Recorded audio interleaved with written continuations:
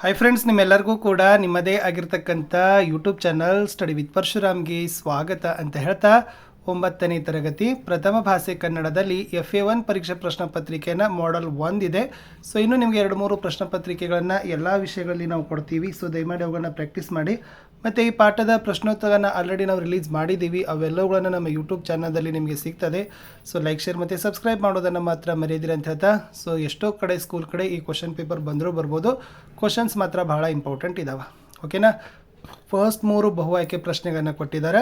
ಮೊದಲ ಪ್ರಶ್ನೆ, ಹೆಂಗಸು ಪದವು ಈ ವ್ಯಾಕರಣಾಂಶಕ್ಕೆ ಉದಾಹರಣೆಯಾಗಿದೆ ಅಂತ ಕೇಳಿದ್ದಾರೆ.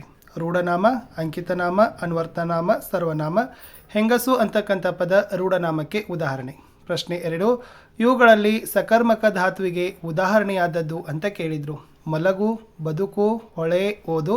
ಸಕರ್ಮಕ ಧಾತು ಯಾವುದಪ್ಪ ಅಂದರೆ ಓದು ಅಂತಕ್ಕಂಥದ್ದಿದೆ, ಅದು ಸರಿಯಾದ ಉತ್ತರ ಬರಬೇಕು. ಪ್ರಶ್ನೆ 3, ಜಗನಗೂಡುಗಳು ತೊಟ್ಟಿಲಿನಂತೆ ತೂಗಾಡುತ್ತಿದ್ದವು ಅಂತ ಕೇಳಿದ್ದಾರೆ. ಓಕೆನಾ? ಇದರಲ್ಲಿರ್ತಕ್ಕಂಥ ಅಲಂಕಾರ ಯಾವುದು?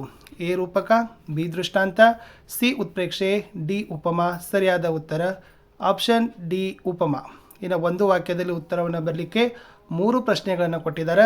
ಪ್ರತಿ ಸರಿಯಾದ ಉತ್ತರಕ್ಕೆ 1 ಅಂಕ, 3 ಪ್ರಶ್ನೆ 3 ಅಂಕ. ಪ್ರಶ್ನೆ 4, ಚೋಳರು ಮತ್ತು ಹೊಯ್ಸಳರ ನಡುವೆ ಎಲ್ಲಿ ಯುದ್ಧ ನಡೆಯಿತು ಅಂತ ಕೇಳಿದ್ದಾರೆ. ಉತ್ತರ, ಚೋಳರು ಮತ್ತು ಹೊಯ್ಸಳರ ನಡುವೆ ಮಳವಳ್ಳಿ ಮತ್ತು ಮುಡುಕು ತೊರೆಗಳ ಬಳಿಯಲ್ಲಿ ಯುದ್ಧ ನಡೆಯಿತು ಅಂತ ಬರೆದ್ರೆ ಸರಿ ಉತ್ತರ. ಪ್ರಶ್ನೆ 5, ಕಡಿದೊಗೆಯಬೇಕಾದ ಪಾಶಗಳು ಯಾವುವು ಅಂತ ಕೇಳಿದ್ದಾರೆ. ಸೊ ಜಾತಿ, ಕುಲ, ಮತ ಮತ್ತು ಧರ್ಮಗಳು ಇವೆಲ್ಲ ಏನು ಮಾಡಬೇಕಾಗಿದೆಪ್ಪ ಅಂದರೆ ಕಡಿದೊಗೆಯಬೇಕಾದ ಪಾಶಗಳು ಆಗಿದ್ದಾವೆ. ಪ್ರಶ್ನೆ 6, ಪುಟ್ಟ ಹಕ್ಕಿ ಗೂಡನ್ನು ಹೇಗೆ ಕಟ್ಟುತ್ತದೆ ಅಂತ ಕೇಳಿದ್ದಾರೆ. ಉತ್ತರ, ಪುಟ್ಟ ಹಕ್ಕಿಯು ಗೂಡನ್ನು ಕಡ್ಡಿ ಕೂಡಿಸಿ ಕಟ್ಟುತ್ತದೆ ಅಂತ ಇತ್ತು. ಇನ್ನು 2 ಅಂಕದ ಪ್ರಶ್ನೆಗಳು 2 ಇದ್ದಾವೆ. ಪ್ರತಿ ಸರಿಯಾದ ಉತ್ತರಕ್ಕೆ 2 ಅಂಕ, ಒಟ್ಟು 4 ಅಂಕ. ಪ್ರಶ್ನೆ 7, ಮೀರಾಬಾಯಿ ದೇವಾಲಯದ ಸೌಂದರ್ಯವನ್ನು ವಿವರಿಸಿರಿ ಅಂತ ಕೇಳಿದ್ದಾರೆ. ಉತ್ತರ, ಅರಮನೆಯ ಆವರಣದ ತಗ್ಗಿನ ಕಣಿವೆಯ ತಳದಲ್ಲೇ ಮೀರಾಬಾಯಿಯ ದೇವಾಲಯ ಕಾಣಿಸುತ್ತದೆ. ಇದು ಆಕೆ ಗಿರಿಧರ ನಾಗರನನ್ನು ಪೂಜಿಸಿದ ಸ್ಥಳ. ಕೆಳಗಿಳಿದು ಹೋಗಿ ಗುಡಿಯನ್ನು ನೋಡಿದರೆ ಅದರ ಸೊಬಗು ಚೆನ್ನಾಗಿ ಕಾಣುತ್ತದೆ. ನಕ್ಷತ್ರಾಕೃತಿಯನ್ನು ತುಂಬಿಕೊಂಡ ಗರ್ಭಗೃಹ, ನವರಂಗಗಳು ಬಹಳ ಸೊಬಗಿನಿಂದ ಕೂಡಿದೆ ಅಂತ ಬರೆದ್ರೆ ಸಾಕು. ಇನ್ನು 8ನೇ ಪ್ರಶ್ನೆ, ಪಾರಿವಾಳಗಳ ಆನಂದಕ್ಕೆ ಕಾರಣವೇನು? ಉತ್ತರ, ದಟ್ಟ ಕಾಡಿನಲ್ಲಿದ್ದ ಒಂದು ಹೆಮ್ಮರದ ಪೊಟರೆಯಲ್ಲಿ ಮುದ್ದು ಬಿಳಿ ಪಾರಿವಾಳಗಳ ಜೋಡಿ ಪ್ರೀತಿಯಿಂದ ಜೀವನ ನಡೆಸುತ್ತಿದ್ದವು. ಅವು ಮರದ ಪೊಟರೆಯಲ್ಲಿ ಮೊಟ್ಟೆ ಇಟ್ಟವು. ಆ ಮೊಟ್ಟೆ ಎಡೆದು ಮರಿಗಳು ಹೊರಬಂದವು. ಆ ಮುದ್ದು ಮರಿಗಳ ಮಧುರ ಸದ್ದು ಕೇಳಿ ಪಾರಿವಾಳಗಳು ಆನಂದಿಸಿದವು ಅಂತ ಬರೆದ್ರೆ ಸಾಕು. ಇನ್ನು 2 ಅಂಕಕ್ಕೆ ಕೇಳಿದರೆ ಲೇಖಕರ ಪರಿಚಯ. ಅದು ಬಂದ್ಬಿಟ್ಟು ಸಾಸಿ ಮೊರಳೆಯ ಅವರ ಬಗ್ಗೆ ಇದೆ. ಸೊ ನೀವೇನು ಮಾಡಬೇಕು, ಸ್ಥಳ, ಕಾಲ, ಕೃತಿಗಳನ್ನು ವಾಕ್ಯ ರೂಪದಲ್ಲಿ ನೀವೇನು ಮಾಡಬೇಕಪ್ಪ ಅಂದರೆ ಬರಿಬೇಕು. ಇಲ್ಲಿ ಸಾಸಿ ಮರುಳಯ್ಯ ಅವರ ಪೂರ್ಣ ಹೆಸರು ಸಾಸಲು ಶಿವರುದ್ರಯ್ಯ ಮರುಳಯ್ಯ. ಕಾಲ ಕ್ರಿಸ್ತಶಕ 1931. ಸ್ಥಳ ಬಂದ್ಬಿಟ್ಟು ತುಮಕೂರು ಜಿಲ್ಲೆಯ ಚಿಕ್ಕನಾಯಕನಹಳ್ಳಿ ತಾಲೂಕಿನ ಸಾಸಲು ಗ್ರಾಮ. ಓಕೆ, ಇವರ ಒಂದು ಕೃತಿಗಳು ನಾಟ್ಯಮಯೂರಿ, ಶಿವತಾಂಡವ, ಕೆಂಗನಕಲ್ಲು, ವಚನ ವೈಭವ, ನೆಲದ ಸೊಗಡು, ವಿಜಯವಾತಾಪಿ, ಕೆಳದಿಯ ಅರಸರು ಮತ್ತು ಕನ್ನಡ ಸಾಹಿತ್ಯ. ಇವರಿಗೆ ಸಿಕ್ಕಿರ್ತಕ್ಕಂಥ ಪುರಸ್ಕಾರಗಳನ್ನು ನೋಡೋದಾದರೆ ಕರ್ನಾಟಕ ರಾಜ್ಯೋತ್ಸವ ಪ್ರಶಸ್ತಿ, ಕರ್ನಾಟಕ ಸಾಹಿತ್ಯ ಅಕಾಡೆಮಿ ಪ್ರಶಸ್ತಿ, ದೇವರಾಜ್ಯ ಬಹದ್ದೂರ ಪ್ರಶಸ್ತಿಗಳು ಲಭಿಸಿದ್ದಾವೆ ಅಂತ ಬರೆದ್ರೆ ಸಾಕು. ಇನ್ನು ಗಾದೆ ಮಾತನ್ನು ಕೇಳಿದ್ದಾರೆ. ಎನಿ ಒನ್ ಗಾದೆ ಮಾತನ್ನು ನೀವೇನು ಮಾಡಬೇಕಪ್ಪ ಅಂದರೆ ಬರಿಬೇಕು. ಅದರಲ್ಲಿ ದೇಶ ಸುತ್ತು ಕೋಶ ಓದು ಅಥವಾ ತುಂಬಿದ ಕೊಡ ತುಳುಕುವುದಿಲ್ಲ ಅಂತ ಕೊಟ್ಟಿದ್ದಾರೆ. ಇಲ್ಲಿ ಈ ಗಾದೆ ಮಾತುಗಳನ್ನು ಬರಿಬೇಕಾದ್ರೆ ಫಸ್ಟಿಗೆ ನೀವು ಬರಿಬೇಕು, ಗಾದೆಗಳು ವೇದ ಸುಳ್ಳಾದರೂ ಗಾದೆಗಳು ಸುಳ್ಳಾಗೋದಿಲ್ಲ. ಇಲ್ಲಿ ಗಾದೆಗಳು ಚಿಕ್ಕದಾಗಿದ್ದರೂ ಅರ್ಥದಲ್ಲಿ ಬಹಳಷ್ಟು ರೀತಿಯಾಗಿರ್ತಕ್ಕಂಥ ಗೂಢಾರ್ಥವನ್ನು ಹೊಂದಿದ್ದಾವೆ. ಇವು ಜನಪದರ ಜೀವನದ ನುಡಿಮುತ್ತುಗಳು ಅಂತ ಹಾಕಿ ಅದರ ಒಂದು ಅಭಿಪ್ರಾಯವನ್ನು, ವಿವರಣೆ, ಮಹತ್ವವನ್ನು ನೀವೇನು ಮಾಡಬೇಕು, ಒಂದು 5-6 ಸಾಲುಗಳಲ್ಲಿ ಬರೆದಿದ್ದೆ ಆದರೆ ನಿಮಗೆ 2 ಮಾರ್ಕ್ಸ್ ಕೊಡ್ತಾರೆ. ಒಂದು ಚೆನ್ನಾಗಿ ಪ್ರಿಪೇರ್ ಮಾಡ್ಕೊಂಡೋಗಿ ದೇಶ ಸುತ್ತು ಕೋಶ ಓದು, ಇಲ್ಲವೇ ತುಂಬಿದ ಕೊಡ ತುಳುಕುವುದಿಲ್ಲ. ಇನ್ನು ಸಂದರ್ಭ ಕೇಳಿದ್ದಾರೆ. ಪ್ರಾಚೀನ ಗುಡಿ ಗೋಪುರಗಳು ಗೂಬೆಯ ಮನೆಗಳಾಗಿದ್ದವು ಅಂತ ಕೇಳಿದ್ದಾರೆ. ಸೊ ಇಲ್ಲಿ ಬರೆಯುವಾಗ ಸಂದರ್ಭ ಬರೆಯುವಾಗ ಆಯ್ಕೆ, ಸಂದರ್ಭ ಮತ್ತು ಸ್ವಾರಸ್ಯ 3 ಸ್ಟೆಪ್ಸ್ಗಳನ್ನು ಬರಿಬೇಕು. ಇದೇನಿದೆ ಆಯ್ಕೆ, ಈ ವಾಕ್ಯವನ್ನು ಶ್ರೀ ಶಿವರಾಮ ಕಾರಂತ ಅವರು ಬರೆದಿರುವ ಅಬುವಿನಿಂದ ಬರ್ಮಾಕಿ ಗ್ರಂಥದಿಂದ ಆಯ್ದ ಬೆಡಗಿನ ತಾಣ ಜಯಪುರ ಎಂಬ ಪ್ರವಾಸ ಸಾಹಿತ್ಯದಿಂದ ಆರಿಸಲಾಗಿದೆ. ಸಂದರ್ಭ, ಜಯಪುರದ ಅಂಬೇರ ಬೆಟ್ಟದಲ್ಲಿ ಸಂಜೆ ಮುಂಜಾನೆಗಳಲ್ಲಿ ಗುಡ್ಡ ಬೆಟ್ಟ ಹಾಗೂ ಕಣಿವೆಗಳ ಅಪೂರ್ವ ಮೋಹಕತೆಯನ್ನು ತಾಳುತ್ತವೆ. ಹಿಂದೆ ನಾನು ಅಲ್ಲಿಗೆ ಹೋದಾಗ ಜನವಸತಿ ಇದ್ದಿರಲಿಲ್ಲ ಎಂದು ಹಿಂದಿನ ಭೇಟಿಯಲ್ಲೂ ಈಗಿನ ಭೇಟಿಯಲ್ಲೂ ಕಂಡ ಬದಲಾವಣೆಗಳನ್ನು ಗುರುತಿಸೋ ಸಂದರ್ಭದಲ್ಲಿ ಲೇಖಕರು ಈ ಮಾತನ್ನು ಹೇಳ್ತಾರೆ.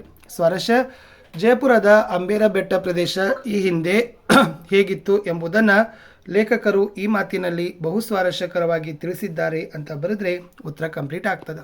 ಮುಂದೆ ಇತ್ತು ಪದ್ಯ ಭಾಗ ಪೂರ್ಣ ಮಾಡಬೇಕು. ಎರಡರಲ್ಲಿ ಒಂದನ್ನು ನೀವೇನು ಮಾಡಬೇಕು, ಚೆನ್ನಾಗಿ ಪ್ರಿಪೇರ್ ಮಾಡಿ. ನವಭಾವ ನವಜೀವನ ನವಶಕ್ತಿ ತುಂಬಿಸುವ ಹಾಡೊಮ್ಮೆ ಹಾಡಬೇಕು. ತೀವ್ರತರ ಗಂಭೀರ ಭಾವನೆಯ ತೆರೆಮಸಗಿ ವೀರಧ್ವನಿ ಏರಬೇಕು. ಜಾತಿ ಕುಲ ಮತ ಧರ್ಮ ಪಾಶಗಳ ಕಡಿದೊಗೆದು ಎದೆಹಿಗ್ಗಿ ಹಾಡಬೇಕು. ಯುಗ ಯುಗಗಳಾಚೆಯಲ್ಲಿ ಲೋಕಾಂತದಲ್ಲಿ ಆ ಹಾಡು ಗುಡುಗಬೇಕು ಅಂತ ಬರೆದ್ರೆ ಸಾಕು. ಇನ್ನು ಪದ್ಯದ ಸಾರಾಂಶವನ್ನು ಕೇಳಿದರೆ ಪಾರಿವಾಳ ಪದ್ಯದಲ್ಲಿ ಕೊಟ್ಟಿರ್ತಕ್ಕಂಥ ಭಾಗ ಇತ್ತು. ಓಕೆನಾ. ಸೊ ಯಾವ ಥರನಾಗಿ ಸಾರಾಂಶವನ್ನು ಬರೀಬೇಕಂದ್ರೆ ಈ ಪದ್ಯ ಭಾಗವನ್ನು ಸೂರಂ ಯಕ್ಕುಂಡಿ ಅವರ ಕಥನ ಕವನಗಳು ಕೃತಿಯಿಂದ ಆಯ್ದ ಪಾರಿವಾಳ ಎಂಬ ಪದ್ಯಪಾಠದಿಂದ ಆರಿಸಲಾಗಿದೆ. ಓಕೆನಾ. ನೆಮ್ಮದಿಯಿಂದ ಜೀವನ ಸಾಗಿಸ್ತಕ್ಕಂಥ ಪಾರಿವಾಳಗಳ ಸಂಸಾರ ಕುರುಡು ವಾತ್ಸಲ್ಯದಿಂದ ಬೇಡ ಬೀಸಿದ ಬಲೆಗೆ ಬೀಳುತ್ತದೆ. ಆ ಸಂದರ್ಭದಲ್ಲಿ ಕವಿಗಳು ಜೀವನದಲ್ಲಿ ಮೋಹಕ್ಕೆ ಒಳಗಾದಾಗ ಅದು ನಮ್ಮನ್ನು ಸರ್ವನಾಶದೆಡೆಗೆ ಕೊಂಡೊಯ್ಯುತ್ತದೆ ಎಂದು ಹೇಳಿದ್ದಾರೆ. ಕುರುಡು ವಾತ್ಸಲ್ಯದಿಂದ ವಿವೇಕ ಕಳೆದುಕೊಂಡು ಇಡೀ ಸಂಸಾರವೇ ಬಲೆಗೆ ಸಿಲುಕಿದ ಆ ಪಾರಿವಾಳಗಳನ್ನು ಹಸಿದ ಬೇಡನು ಹೊತ್ತುಕೊಂಡು ನಡೆದನು. ಬುದ್ಧಿಯನ್ನು ಮೋಹವು ಮುಸುಕಿದರೆ ಸರ್ವನಾಶವಾಗುತ್ತದೆ. ಆದುದರಿಂದ ವ್ಯಾಮೋಹವನ್ನು ತೊರೆದು ಬಾಳ್ವೆ ನಡೆಸಬೇಕು. ಜೀವನದ ಯಾವುದೇ ಸಂದರ್ಭದಲ್ಲಿ ಕೂಡ ತಾಳ್ಮೆಯಿಂದ ಸಹನೆಯಿಂದ ಪರಿಸ್ಥಿತಿಯನ್ನು ಎದುರಿಸಬೇಕು. ಈ ಮಾತಿನಲ್ಲಿ ವ್ಯಾಮೋಹವನ್ನು ತೊರೆದು ಬಾಳಬೇಕು, ಮೋಹಕ್ಕೆ ಒಳಗಾಗಬಾರದು ಎಂಬ ಮೌಲ್ಯಯುತ ಸಂದೇಶ ಅಭಿವ್ಯಕ್ತಗೊಂಡಿದೆ ಅಂತ ಬರೆದ್ರೆ ಸಾಕು. ಓಕೆ, ಇಷ್ಟೇ ಇತ್ತು ಈ ಒಂದು ಪದ್ಯ ಪ್ರಶ್ನೆ ಪತ್ರಿಕೆಯಲ್ಲಿರ್ತಕ್ಕಂಥ ಕೀ ಉತ್ತರಗಳನ್ನು ಕೊಟ್ಟಿದ್ದೀನಿ. ತುಂಬ ಸರಳ ಇರ್ತದೆ. ಇದು ಕೇವಲ ಫಸ್ಟ್ ಸೆಟ್ ಕ್ವಶನ್ ಪೇಪರ್ ಇದೆ. ಓಕೆನಾ. ಇದರ ಸೆಕೆಂಡ್ ಸೆಟ್ ಕ್ವಶನ್ ಪೇಪರ್ನ ಇನ್ನೊಂದು ಕೂಡ ನಾನು ನಿಮಗೆ ಹಾಕ್ತೀನಿ. ಸೊ ಅದರಲ್ಲಿ ಕೂಡ ನಿಮಗೆ ಇನ್ನಷ್ಟು ಏನಾಗ್ತದಪ್ಪ ಅಂದರೆ ಈಸಿಯಾಗಿ ಬರ್ತದೆ. ಸೊ ಯಾವ ಒಂದು ಪದ್ಯಪಾಠದ ಸಾರಾಂಶ ಕೇಳಿದ್ರು, ಮೋಹ ಮುಸುಕಿದ ಬುದ್ಧಿ ಸರ್ವನಾಶದ ಸಿದ್ಧಿ, ವ್ಯಾಮೋಹವನ್ನು ತೊರೆದು ಬಾಳಬೇಕು, ಏನು ಬಂದರೂ ಕಾಡು ತಾಳಬೇಕು ಅಂತಕ್ಕಂಥದ್ದಿದೆ ನೋಡಿ. ಇದರ ಒಂದು ಸಾಲುಗಳ ನಿಮ್ಗೆ ಏನು ಮಾಡಿದ್ರಪ್ಪ ಅಂತಂದರೆ ಸಾರಾಂಶವನ್ನು ಕೇಳಿದರು. ಇಷ್ಟು ಮಾಡೆಲ್ ಆಗಿ ತೆಗೆದುಕೊಂಡು ಹೋಗ್ರಿ, ಚೆನ್ನಾಗಿ ಪ್ರಾಕ್ಟೀಸ್ ಮಾಡಿ. ಯಾಕಂದರೆ ಪ್ರಶ್ನೆಗಳು ಬರ್ತಕ್ಕಂಥ ಸಾಧ್ಯತೆ ತುಂಬಾ ಇದ್ದಾವೆ. ಮತ್ತು ನಾವು ಆಲ್ರೆಡಿ ಈಗಾಗಲೇ ಏನು ಮಾಡಿದ್ದೀವಿ ಅಂದರೆ ನಿಮಗೆ 9ನೇ ತರಗತಿಯಲ್ಲಿ ಈ ಪ್ರಜಾನಿಷ್ಠೆ ಆಗಿರ್ಬೋದು, ಬೆಡಗಿನ ತಾಣ ಜಯಪುರ ಆಗಿರ್ಬೋದು, ಓಕೆನಾ, ಆಮೇಲೆ ರಾಮರಾಜ್ಯ ಆಗಿರ್ಬೋದು, ಪಾರಿವಾಳ, ಹೊಸ ಹಾಡು ಎಲ್ಲವುಗಳನ್ನು ಕೂಡ ಹಾಕಿದ್ದೀವಿ. ಓಕೆ, ಅವುಗಳು 9ನೇ ಕನ್ನಡ ಪ್ರಶ್ನೋತ್ತರ ಅಂತಕ್ಕಂಥ ಒಂದು ಪ್ಲೇಲಿಸ್ಟ್ ಲಿಂಕಲ್ಲಿ ನಿಮಗೆ ಸಿಗ್ತದೆ. ಸೊ ಅಲ್ಲಿ ಹೋಗಿದ್ರೆ ಸಾಕು. ಎಕ್ಸಾಮ್ ಹೋಗೋಕ್ಕಿಂತ ಮುಂಚೆ ಒಂದಿಷ್ಟು ವಿಡಿಯೋಗಳನ್ನು ನೀವು ನೋಡಿಕೊಂಡು ಪ್ರಿಪೇರ್ ಮಾಡಿಕೊಂಡು ಹೋಗಿದ್ರೆ ಸಾಕು. ಸೊ ಖಂಡಿತವಾಗಿ ನಿಮ್ಗೆ ಏನಾಗ್ತದಪ್ಪ ಅಂದ್ರೆ ಒಳ್ಳೆಯ ಅಂಕಗಳು ಸಿಗ್ತಾವೆ. ಸೊ ನಮ್ಮ ವಿಡಿಯೋಗಳು ವಿಶೇಷವಾಗಿ ನಾವು ನಿಮಗಾಗಿನೇ ಮಾಡಿರ್ತಕ್ಕಂಥದ್ದು ಸರಳ, ಸುಲಭ ಮತ್ತು ಬಹಳ ಮೋಸ್ಟ್ ಎಕ್ಸ್ಪೆಕ್ಟೆಡ್ ಬರ್ತಕ್ಕಂಥ ವಿಡಿಯೋಗಳನ್ನೇ ನಿಮಗೆ ಕೊಡ್ತೀವಿ. ಇಷ್ಟಿತ್ತು ಈ ವಿಡಿಯೋದಲ್ಲಿ ಅಂತ ಹೇಳ್ತಾ ವಿಡಿಯೋನ ವಾಚ್ ಮಾಡಿದ್ದಕ್ಕೆ ಧನ್ಯವಾದಗಳು. ಸೊ ಬಹಳಷ್ಟು ವಿಡಿಯೋಗಳು ನಿಮಗಾಗಿ ಲೈನಪ್ ಮಾಡ್ತಾರೆ, ಅವೆಲ್ಲವುಗಳನ್ನು ನೋಡೋದನ್ನು ಮಾತ್ರ ಮರೆಯದಿರಿ ಅಂತ ಹೇಳ್ತಾ ನಾನು ಸಿಗ್ತೀನಿ ಹೊಸ ವಿಡಿಯೋದಲ್ಲಿ. ವಿಡಿಯೋ ವಾಚ್ ಮಾಡಿದ್ದಕ್ಕೆ ಧನ್ಯವಾದಗಳು. 3 ಸೆಟ್ ಪ್ರಶ್ನೆ ಪತ್ರಿಕೆಗಳನ್ನು ಕೊಡ್ತೀವಿ. ಸೊ 3ರಲ್ಲಿ ಖಂಡಿತವಾಗಿ ನಿಮಗೆ ಹೆಚ್ಚು ಪ್ರಶ್ನೆಗಳು ಸಿಗ್ತವೆ.